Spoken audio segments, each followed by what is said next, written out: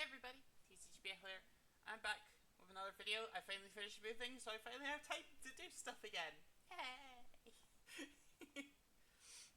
On that note, before I started moving, I was helping some people test a little bit of Florian, though they had to, you know, forgo me for quite a while, so didn't help too much, or at all really. But yeah, I want to go over Florian because he's my choice for what I think would win Worlds. Um, or at least he's gonna do really well. I think. I think the best bit about him is the like insane. I don't know how to explain it, but the, the way he plays, at least for the way I've built him, he's a guardian, but just better. He has more forward blocks, uh, more disruption, more everything really. Like Guardian's disruption is always very like techy. The crush cards are really bad. If you watch the Jarl video, you can hear my full thoughts on how terrible crush cards are. And Earth doesn't have to worry about that because they now just have like good disruption, like generic good disruption, as well as like can sideboard and other stuff, as well as good beneficial on hits like Airform here. So yeah, I think Florian is actually like the best Guardian in the format. Uh, if you want, like, at least for my testing, which I'll just pull up here, like we have like good win rate into Aurora, amazing win rate into KO. Don't know why I got so many KOs. 2 wins into Enigma. Uh, where's Dash.io? There it is. 3 wins into Dash.io. Again, I didn't get to test this a lot before all the stuff was moving, but I was, and I have the previous. I started playing Florian when he got that win with Count Your Blessings, and we've improved it since then. But yeah, I think he's the best Guardian. I think if you're a Guardian fanatic going to Worlds, instead of playing a Guardian, you should be playing Florian. I also disagree with a lot of the current Florian builds, as I think if you want to play like Swarming Glenvale and stuff, you should just probably be playing Viserai, personally, as Viserai just does all of it but better. But anyway, yeah, let's just get into it, and I will be uploading some gameplay videos of this that I've already recorded. I'm gonna do the not the Lupin Fiasco thing where I'm gonna wait a couple days and then like review them to hopefully get myself better, because I want to get better at this game as well, and I want to use this as a tool to do that. But anyway, yeah, let's just quickly go over the deck list. So yeah, Florian, Reaping Blade, and Well Grounded are like the only two things that are in every matchup. And from there, is there a way to like sort this better?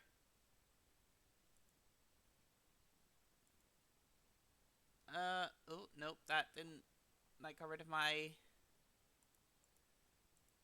It doesn't matter. So, yeah, Well Grounded is absolutely nuts. These are like actually like legendary boots in disguise. I even think so in like Verdance. These are like better than Stormstriders in Verdance. Two, prevention of any type of damage. So they also work in the Wizard matchup. They just 100% stop anything if your opponent tries to go over with an attack react. These are instant speed. Prevent 2. And they also like it's prevent what, like if it's being attacked for 1, attack for 1, you can break this and prevent 2. So if your opponent is throwing like assassin daggers at you, you can blank both the assassin daggers and keep a prevention floating for maybe like the. And if they throw 1 and then realize, oh, the other one's not going to get through, then they can like. It has the one prevention floating for like flick flacks. Not flick flack, flick knives. Flick flack is the D-react. But yeah, Well Grounded, nutty card. 100% I don't like the Spellbound Creepers or anything else in Florian. As I said, I think he's more a Guardian style hero than a actual traditional Runeblade. So yeah, there's no need to like try and spam out go again. From there, we've got Arcane Seed's Life. Create a rune enchant token. Create a rune enchant token. So with Florian on, it creates 4. So it's a 1 card 5 if you have your hero ability online. If not, it's 1 card free. But it is a free block Earth card, so we're playing it. It's really funny to me that like Aurora gets like, I suppose all of them have conditional 1 for 5s, but like Aurora's seems by far the best 1 for 5. Like Burn Up Shock is the easiest to trigger as your 1 for 5, but Florian's probably the second easiest. From there, we're playing Autumn, like 3 red Autumn Touch, 3 blue Autumn Touch. We're just playing them because 7 attack, Earth, 3 blocks, and blue 3 block Earth card. Nothing fancy. If anything, you kind of just want to block with these a lot. Well, a block with the reds a lot of the time. You're only throwing them if you have to. From there, Command and Conquer. Staple. Every time I play a deck with Command and Conquer, I'll bring up that it needs to be reprinted. Earthworm. I think Earthworm's nuts. It's Briar's on hit, and we're playing like sort of like a fatigue-ish Briar. But yeah, it's Briar's on hit, but it can be 2. It's also just an Earth, and it's 7 power with like 9 value on hit on average, probably. Yeah, super good card. A lot of like the aggro, since we're in this aggro meta, and like with Dash.io and Aurora, they don't want to block this, but if they don't block this, their next turn does significantly less, and you can 100% fatigue them out. E-Strike just needed to like go wide, do stuff. Yeah, typical staple card. Other reasons you'd play E-Strike in a Guardian, you're playing it here. Felling of the Crown, just amazing. It's odd like how much just better this is in Florian than it is in Verdance, because you have the pitch outlet of your Grasp and stuff. And just sending a 2 card 8, 2 card 11 really is just nuts. Plow Under, similar thing. Getting rid of a card, so it's a 2 card 9. It's just insane. Yeah, and the fact that they do it before reactions is just so good. It puts it on. It definitely puts it on par with CNC levels of disruption, because even if the Arsenal the D-react, it just doesn't go off. It's just great. From there, it is just blues. It's all just blues, because yeah, we want blue free block non-attacks, so that our hands are always versatile, always good. And yeah, this is just not a lot of attacks, but again, I'm thinking of this more as a Guardian, where you're throwing a disruptive on hit, and then towards the end of the game, you try and like grind them out slower, sorry. Yeah, so burdens, just blue free block. We do struggle into like, we can be fatigued by Guardians, though we have countermeasures, and this is one of them. Canopy Shelter. It's a 0 for 4 effectively when you play it with Florian's ability online, and in early game you can just pitch it. Super good card. Making 2 might tokens to make your weapon a 1 card 5. No, because you also get the grasp, so it's like a 1 card 7. It's just nuts. So yeah, Canopy Shelter. Flourish, this could be any blue earth card you want if you want to replace this. Fruits of the Forest, can discard, gain life. Is okay. Sometimes you just have to throw it late game if you're in a grindy game to get 2 cards away from your opponent, but Two cards. I don't mean like away, so they only have like two cards to hit you back. I mean like two cards out their deck. And if not, you can just pitch it to gain life and survive. Uh, this deck's really good at taking advantage of like the peaks and valleys that aggro decks have to do to beat fatigue decks, because like you have outlets for keeping these extra cards. Another one of those is Germinate. Just being able to go, I pitch off that my hand, make a dozen rune chance, 2 embodiments of earth, and gain a bunch of life. Absolutely insane. 100% in nutty card. Also blue earth block free. Just insane. Looming Doom. Just another way of like closing out a game. We'll go into the actual way you close out games in grindy matchups without being fatigued in the sideboard. But this is like a sort of extra way. If you do a Germinate, if you do a Germinate and then like play a Looming Doom, if you can like pitch stack that, that's insane. As you just have so many counters of just little pings, and like again your Rune Blade, so people aren't bringing AB more than AB1 into you.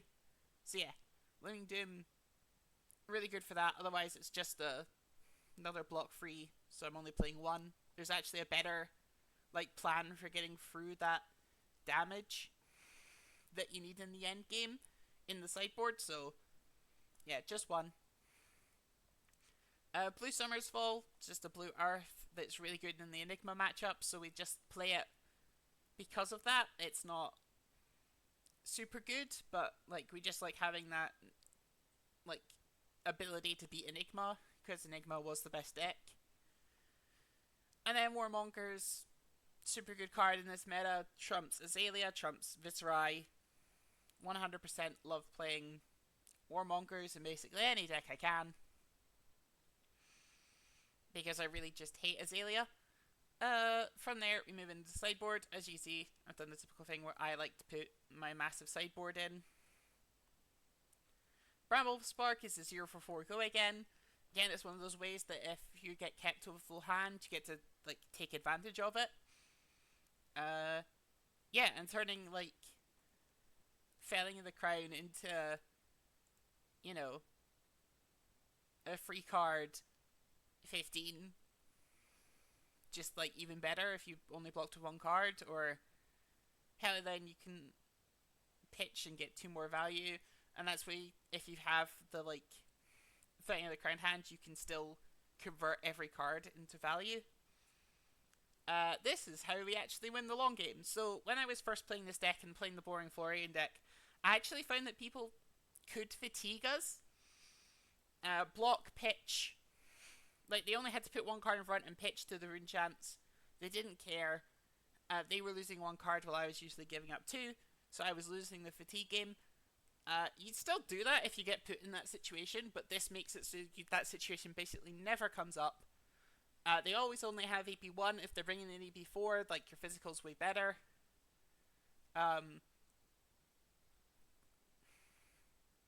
Feels that might be a way of, like, beating this deck, but no one's going to know that. No one's going to assume that you're this version of Florian. Just putting this in, amping free, and then getting attacks for 4. It's also a fantastic card into the Enigma matchup, which you think, like, since we're a Guardian style deck, we're not beating Enigma, but like this just makes that matchup so good. So good. It's not like free, but it's definitely way better because there's just no way they have what it takes to like prevent it all. Fate Foreseen, 0 for 4. This could honestly, this is like part of like the maybes. You can cut this for if you want like Oasises, I guess, but I think like if you're worried about Kano, I wouldn't be in this meta game, but you know, Haunting Rendition, 0 for 4. Otherwise, it is Slap Happy or Take It on the Chin. Slightly worse than Take It on the Chin. But once Florian's online, it's definitely as good as Take It on the Chin.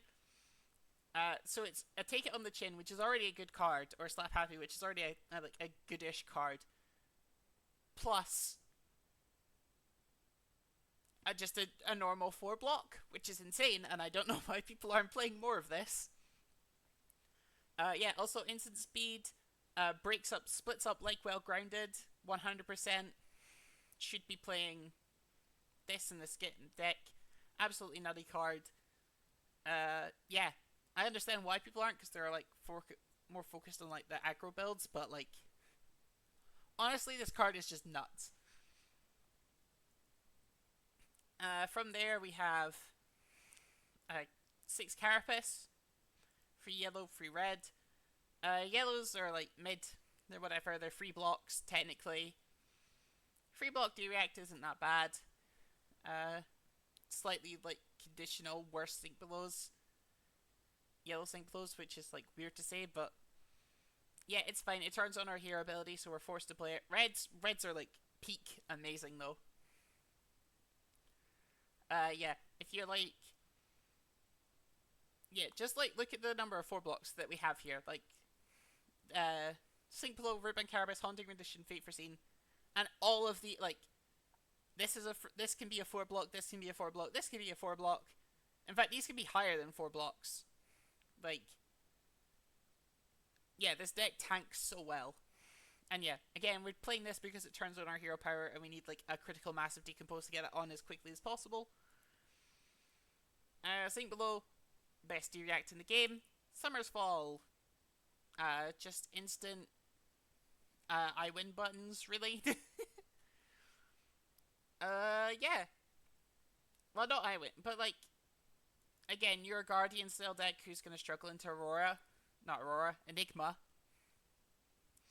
So it's just a nice way of like getting that matchup shored up. Also works into other stuff like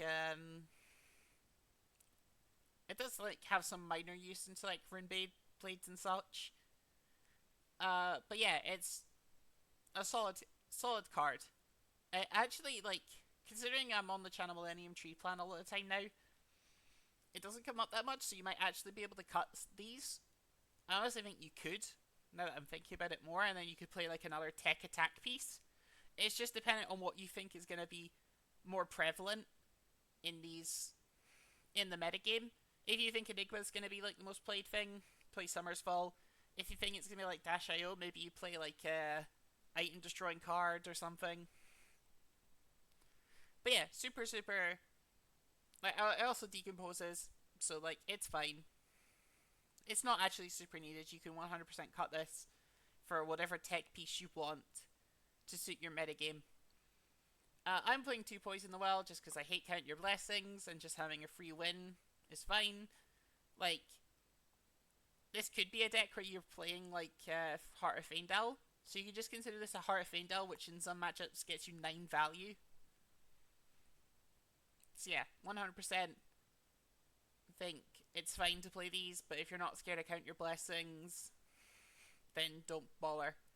But yeah, if you are scared to Count Your Blessings, and you think there's going to be a chance you play Count Your Blessings, you probably do need these, because I'm not sure you get there otherwise. But yeah, they're mostly like, again, tech for whatever metagames you want. So like, you have Fate Foreseen, you have Summer Falls, and you have Poison the Well. They're all tech pieces. Everything else I would still play max copies of. I would still play as they are, but like, yeah, Fate, Summer's Fall, and Poison can be like tech for whatever metagame you're in. And equipment, Barkskin's nuts in Florian. I don't actually like it that much in Verdance, but that's why I'm not doing a Verdance video, despite how hyped I was for her. I'm not actually enjoying Verdance that much. She doesn't synergize well with the cards she got, so she's a bit like low on the power level, I think, actually. Despite how crazy she was, like how hyped she was at the beginning. Like, obviously you saw she's just fallen off completely. Like, she's not a good deck, unfortunately. She doesn't synergize at all with the card she's playing. I actually think I would rather be playing a Celio if I was playing one of the two of them. But that's beside the point. Barskin's nuts. Just 2 embodiments of Earth if you block it. If you get to late game enough. If not, it's just a 1. It still turns stuff into 4 blocks. Absolutely nutty card. Just like, yeah. Sorry. Yeah, absolutely nutty card. 100%. your main chess piece into everything that doesn't require higher arcane. If you do need higher arcane, Diadic Carapace, Arcane Barrier 2, that's effectively what it is. It does have like a minor use in the Verdance and Florian matchup, so you can get that 2 value. But otherwise, it's the AP2 that's important. Crown, AP1. Face Purgatory, this is like the best deck to use Face Purgatory. I've seen a number of like people try and play Face Purgatory in like Aurora and a little bit in Viscerai, and I don't like it as much in those decks just because like if you're blocking, you're losing. And the point of those decks is to be like taking those cards, and what like in this meta, when are you blocking for 7 all at the time? Whereas with like Florian, you can use it to like steal tempo if you're smart. I suppose you could do the same in Viscerai. I really hate it in Aurora because you play so many instants and not non-attacks. I suppose it's similar in like Viscerai. I haven't tested much played much Viscerai myself. I've been playing against it a little bit. But yeah, like I think Florian is the best deck to use Face Purgatory. We're also playing Grasp. Grasp is nuts in Florian. If you can get away with it, you should always be playing Grasp. Plume of Evergrowth. This is like really important for those grindy matchups. Surprisingly, like when I first saw people talking about playing Florian, they were talking about, oh, you plume back a Summer's Fall. Do not plume back a Summer's Fall. 100% what you do is you play a Channel of the Millennium Tree. You let that one die. That one eventually dies. Hopefully you got two free turns out of it. You play another one. You get that first turn of that. You plume, get back Channel the Millennium Tree, arsenal it, pitch another card, keep that one for 2 turns. The next turn you play that one again, you get Amp 7, you deal a bunch of damage. Plume is to get back Channel the Millennium Tree in this deck. It's by far the best thing to get. Obviously there is like situations where you want a Felling back or a Plow Under back, but like most of the time, the matchups I'm bringing Plume in are those grindy matchups, and it's the matchups I want Channel the Millennium Tree the most. And Channel like completely carries. So yeah, Plume is like really good at going Channel, let the first Channel die, Channel again, keep that for a turn, see if you can keep it again. If not, use Plume to then keep it for the second turn, arsenal the Channel you got back, then play Channel again, and then have Amp 7 for a turn. Which just like wins you the game a lot of the time in those grindy matchups, because they can't block 7 damage. And like you've gotten, to be honest, they can only ever block once. So you've gotten free damage, free damage. For like you get 6 free damage, potentially more every time you resolve a Channel Millennium Tree, which is what you need in those matchups. Yeah. And the last thing, fixing Cool Hand. I'm playing it just because it's AB. Honestly, you can cut this. I don't think Kano's good in this meta. And honestly, this deck kind of suffers into Kano anyway, so there's not much point in playing it. Arcane Barrier, maybe. But it's like better than Grasp in that matchup, because like if you have floating resources, it's good to have those floating resources in the Kano matchup, so it's kind of worth having, but honestly, the Kano matchup's pretty hard anyway, so I wouldn't expect much. But yeah, that's my Florian list. Sorry for being a bit rambly. I'm just excited to get back to playing again. I know some of you will have seen my Jarl deck profile and how excited I was for that. If I was going to Worlds, I'd be playing Florian. Just because in current metagame, Aurora does really well into New. And I know some people disagree with that, but if you listen to like the Runaways podcasts and stuff, they're talking the exact same of how New has this bad matchup into Aurora and Dash.io. So yeah, I am like not the biggest fan of New right now. So I would 100% be taking Florian if I was going, and I fully expect a Florian to do really well at Worlds. I think like of the meta decks, Viscerai is your worst-ish mashup, but you have Warmongers to hopefully get you some free turns. But yeah, I'm really excited. I think Florian's my favorite. Not my favorite hero, but he's my favorite playstyle of the Rosetta heroes. He's playing super consistently, like mid-rangey, which I just love playing. I love playing like Bullander. I love playing Hatchet Dory. I love playing Kasai. I love playing new. I love those grindy value decks. So yeah, Florian fit my hand like a glove, and I think this is what I would take if I could have magically gone to Worlds. Hopefully I get a job soon and I'll be able to actually compete again. Hopefully I can go to London, maybe bring Florian, maybe bring Jarl, whatever one I'm liking more at the time. Maybe even new. That'd be fun. Any of those free really, I think, unless there's something else in the new product. But yeah, any of those free would be super happy to go to and play. But yeah, thanks for listening. I hope you had fun. If you want to play this deck, I'll put a link down in the description. It's honestly a super fun deck. Just remember you're playing more like a Guardian and less like a Runeblade. But yeah, I hope this helps, and I'm super excited to watch Worlds. I feel like, like restreaming it would be a bit rude, and also I'm really only interested in TC.